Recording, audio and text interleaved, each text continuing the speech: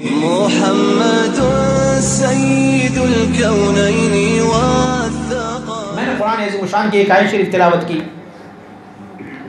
اس آیت شریف کو دلیل بنا کے بہت سارے لوگ یہ بات کرتے ہیں العیاذ باللہ کہ حضور نے فرمایا اور رب کائنات نے بھی فرمایا قل انما انا بشر مثلکم، میں تو آپ جیسا ایک بشر ہوں، بس فرق یہ ہے کہ مجھے وحی ہوتا ہے اور آپ لوگوں کو وحی نہیں ہوتا۔ تو صنف مخالف اعتراض کرتے ہیں کہ دیکھو اللہ کریم نے بھی فرمایا قل انما انا بشر مثلکم، اور حضور نے خود بھی فرمایا ہے کہ میں بھی آپ جیسا ایک بشر ہوں، فلہذا ایک جیسا بشر ہو تو پھر فضیلت اور اتنے مناقب اور اتنے سارے تعریف و توصیف کی ضرورت نہیں ہے، صرف یہ ہے کہ اللہ کی رسول ہے، بقیہ تو ہمارے جیسے بشر ہے۔ آج ہم بشر کی تعریف کریں گے کہ بشر تو وہ ضرور ہے، لیکن کون سا بشر ہے اس کو ہم ذرا حضور کی بشریت کی طرف جاتے ہیں کہ حضور بشر ہے تو آپ کی بشریت کیسے بشریت ہے۔ حضور سید عالم صلی اللہ علیہ وسلم کی جسم اطہر کو رب کائنات نے ایسے پیدا فرمایا۔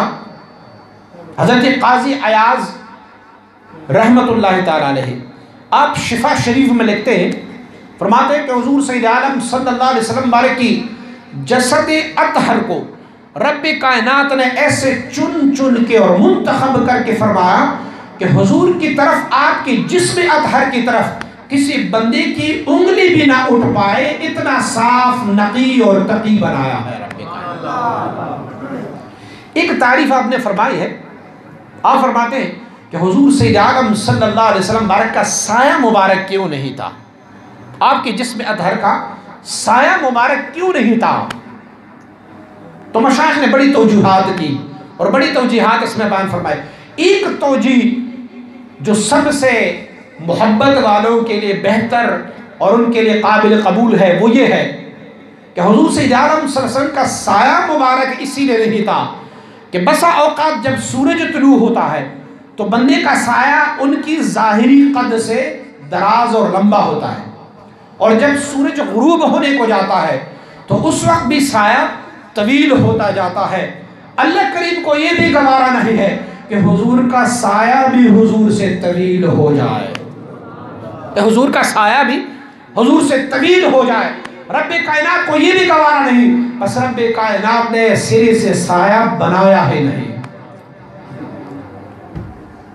دوسری توجیہ جو فرمائی ہے آپ فرماتے ہیں دوسری توجیہ یہ ہے کہ حضور کا سایہ اگر ہوتا تو وہ زمین پر پڑتا، اور زمین پر پڑنے کے ساتھ کہیں زمین پر اگر کوئی گندگی یا آمیزش ہو جاتی تو العیاذ باللہ حضور کا سایہ وہاں پڑتا تو حضور کی سائے کا بھی تعظیم و توقیر اتنا ہی ہوگا جتنے حضور کی ذات اور جسد کا ہوگا۔ تو فلہذا یہ بھی حضور کی شان میں العیاذ باللہ ایک نقیصے کی طرف اشارہ کرا کیا ہوتا ہے۔ تو مشائخ نے فرمایا کہ اللہ کریم نے حضور سید عالم صلی اللہ علیہ وسلم کو جو جسد مبارک دی ہے ان کی چند مثال عطا فرمائے ہیں۔ میں اور آپ انسان ہوں اور ہم کی جسم کی پسینے کی ایک بدبو ہو جاتی ہے، اور ہم روز بھی نہاتے ہیں، میں بھی بشر ہوں آپ بھی بشر ہیں، تو ہماری جسم کی جو پسینہ ہے اس میں بسا اوقات ہماری بدبو آ جاتی ہے۔ آئیے اس بشر کی پسینے کے بات کرتے ہیں جو خیر البشر ہے۔ کیا آپ کا پسینہ کیا ہے؟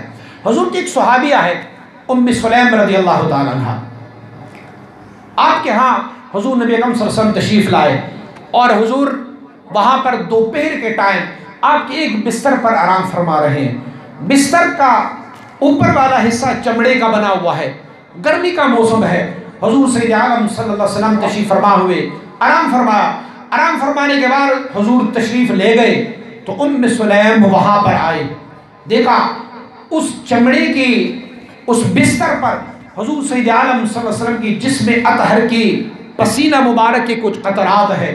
ام سلیم نے وہ پسینے کے قطرات ایک بوتل میں جمع کیے اور ام سلیم رضی اللہ تعالیٰ عنہ آپ مبارکہ فرماتے ہیں مدینہ منورہ میں جب بھی کسی دلہن کو سجائے جاتی، کسی دلہن کو شادی کے لیے جب تیار کرائے جاتے تو وہ ہمارے پاس آ جاتے اور کہتے ہمیں خوشبو چاہیے۔ ام سلیم فرماتی ہے میں ان سے پانی منگواتا، حضور کے اس پسینہ مبارک کا تھوڑا سا چھوٹا ایک قطرہ ان کے ایک ٹب پانی میں ڈال لیتا، وہ پورے کا پورا خوشبو بن جاتا، وہ جس دلہن کی کپڑوں میں لگایا جاتا زندگی بھر اس میں سے خوشبو آتے رہتے۔ بلکہ ایک روایت میں یہ موجود ہے کہ حضور سید عالم صلی اللہ علیہ وسلم کی جسم اطہر کی خوشبو کے عالم یہ تھا کہ حضور سید عالم صلی اللہ علیہ وسلم جب صحابہ کرام کہیں حضور کے تلاش میں نکلتے کہ ہم حضور سید عالم صلی اللہ علیہ وسلم مبارک سے ملے، تو صحابہ کرام کسی سے پوچھتے نہیں تھے کہ حضور کہاں تشریف فرما ہوتے ہیں۔ صحابہ کرام کے پاس ایک ہی نسخہ تھا، ایک ہی طریقہ تھا حضور کو ڈھونڈنے کا، وہ حضور کی خوشبو کو سونگھتے رہتے اور وہاں پر پڑ جاتے تھے۔ گویا حضور سید عالم صلی اللہ علیہ وسلم، ارے حضور کے ایک غلام کا اگر حالت یہ ہے، حضور کے ایک غلام کی حال یہ ہے، سیدنا عمر رضی اللہ عنہ، حضور فرماتے عمر جس رستے سے گزرتا ہے شیطان اس رستے سے جا ہی نہیں سکتا۔ تو اگر حضور کے غلام کا یہ حال ہے تو حضور کے جسم اطہر کی کیا حالت ہوگی کہ آپ مبارک کے جسم اطہر کی وہ خوشبو ہے۔ میں اپنی چشمدید ایک واقعہ آپ کو بتاؤں۔ حضور سید عالم صلی اللہ علیہ وآلہ وسلم مبارک کی ایک کنیز ہے اور ان کا نام ہے ام ایمن رضی اللہ تعالیٰ عنہ۔ حضور کی سنگت میں ہوا کرتی تھی، حضور کے خدمت پر مامور تھی۔ ام ایمن رضی اللہ تعالیٰ عنہ فرماتی ہے کہ ایک سفر میں حضور سید عالم صلی اللہ علیہ وسلم کے ساتھ تھی، حضور کے لیے ایک خیمہ لگایا گیا اور حضور اس رات علیل کی طبیعت صحیح نہیں تھی۔ آپ فرماتی ہے کہ حضور سید عالم صلی اللہ علیہ وسلم کو رات کو ضرورت پڑی ادرار کی، قضاء حاجت کی، ہم اسے پشتو میں، اپنی زبان میں، اردو میں پیشاب کہتے ہیں۔ حضور کو ضرورت پڑی، اب حضور سید عالم صلی اللہ علیہ وسلم نے اپنی ادرار اور پیشاب ایک برتن میں فرمایا۔ ام ایمن فرماتی ہے میں خیمے سے باہر سو رہی تھی اور مجھے بہت شدید پیاس لگی۔ آپ فرماتی ہے کہ ہماری صحابہ کرام کی ایک عادت تھی کہ صحابہ کرام کو جو بھی چیز چاہیے تھا وہ مصطفیٰ کریم سے ہی مانگتے ہوتے تھے۔ کسی کے گھر میں کوئی بچہ بیمار ہوتا تو وہ کوئی ڈاکٹر کے پاس نہیں لے کے جاتا، کسی کی بھیڑ بکری بیمار ہو جاتی تو کسی ڈاکٹر کے پاس نہیں لے کے جاتے، کسی کا اونٹ پاگل ہوتا تو نہیں لے کے جاتے، کسی کے ہڈیاں ٹوٹ جاتی تو مصطفیٰ کی بارگاہ میں حاضر ہو جاتے۔ آپ فرماتی میں نے ادھر ادھر دیکھا، مجھے کوئی پانی نہیں ملا، تو میں نے سوچا کہ پانی ملنا ہے تو حضور کی در سے ملنا ہے۔ آپ فرماتی میں کنیز تھی، میں باہر سوئی، فرماتی ہے میں نے ہاتھ اندر ڈالا، خیمے کے ہاتھ اندر ڈالا اور ٹٹولتی رہی کہ مجھے کہیں کوئی پانی کا کٹورا مل جائے، کوئی پانی مل جائے۔ آپ فرماتی میرا ہاتھ کسی مائع چیز سے لگا، میں نے یہ جانا کہ یہ پانی ہے اور اس مائع چیز کو میں نے اٹھایا۔ آپ فرماتی ہیں وہ پانی میں نے پیا اور خالی کٹورا واپس چپکے سے حضور کی خیمے کے اندر رکھا۔ آپ فرماتی فجر ہوئی،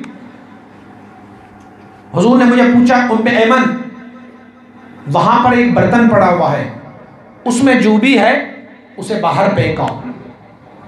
ام ایمن فرماتی ہے میں نے جب برتن کو دیکھا تو سمجھ گئی کہ اس کے اندر جو تھا وہ تو میں پی چکی ہوں۔ تو آپ عرض کرتی یا رسول اللہ صلی اللہ علیہ وسلم اس میں جو پانی تھا وہ میں پی چکی ہوں۔ حضور نے فرمایا اللہ کی بندی وہ پانی نہیں، وہ تو میرا ادرار، میرا پیشاب تھا، آپ نے پی لیا۔ عرض کی یا رسول اللہ پی لیا میں نے۔ حضور نے فرمایا چلو پی کی جسم کی کوئی بھی چیز کسی اور کی جسم کے اندر چلا جائے تو رب کائنات اس پر جہنم کی آگ کو حرام فرما دیتا ہے۔ ایک بشارت مجھے حضور نے یہ تھی کہ میری جسم سے خارج ہونے والی چیز آپ نے پی فلہذا رب کائنات نے تجھ پر جہنم کی آگ کو حرام کر دیا. اور دوسرے بشارت بھی عنایت فرمائی. فرمایا میرے فضلے کو آپ نے پیا, میری پیشاب کو آپ نے پیا. تو ایک بشارت اور بھی, تیرے نسل میں جتنے لوگ آتے رہیں گے کسی کو پیٹ کی کوئی بیماری نہیں ہوگی. اور تیسری بھی ایک بشارت فرمائی. فرمایا ایک بشارت اور بھی ہے, تیرے نسل میں جتنے بھی لوگ آتے جائیں گے ان میں سے ایک خاص قسم کی خوشبو ملتی رہے گی. وہ میں جو اپنا چشمدید واقعہ آپ کو بتا رہا تھا, مدینہ منورہ کا ایک علاقہ ہے بیر عثمان. اس بیر عثمان میں ایک شیخ تھے, شیخ طریقت تھے. ان کا اسم تھا شیخ محمد البغدادی.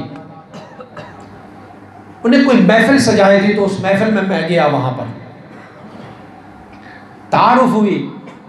ان کا ایک صاحبزادہ میرے ساتھ بیٹھا رہا کرسی پر, تو ان سے بڑی مجھے پیاری خوشبو آ رہی تھی, بہت خوشبو آ رہی تھی مجھے.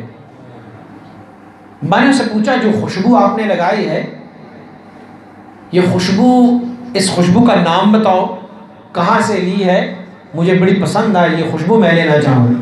تو وہ مسکرایا. ان کے والد صاحب بھی ساتھ بیٹھے ہیں, وہ مسکرایا. تو والد صاحب نے پوچھا کہ کیا پوچھ رہے ہو آپ؟ میں نے کہا میں پوچھ رہا ہوں کہ انہوں نے جو خوشبو لگائی ہے مجھے یہ خوشبو بڑی پسند آئی, میں نے نام پوچھا اور یہ پوچھ رہا ہوں کہ یہ خوشبو کہاں سے ملتی ہے, میں بھی یہ خوشبو لوں. تو ان کے والد صاحب نے کہا یہ خوشبو بازار میں نہیں ملتی. میں نے کہا تو کہاں سے لے کے آئے ہو؟ کہنے لگے آپ نے حضور کی کنیز ام ایمن کا نام اور واقعہ تو سنا ہوگا. میں نے کہا جی سنا ہے. میں حضور نے آپ کو بشارت دی تھی کہ آپ کی نسل میں جتنی بھی لوگ آتے جائیں گے ان کے جسم سے خوشبو آتی رہے گی. فرمایا ہم اس ام ایمن کی اولاد میں سے ہیں, اسی لیے ہمارے سے یہ خوشبو آ رہی ہے.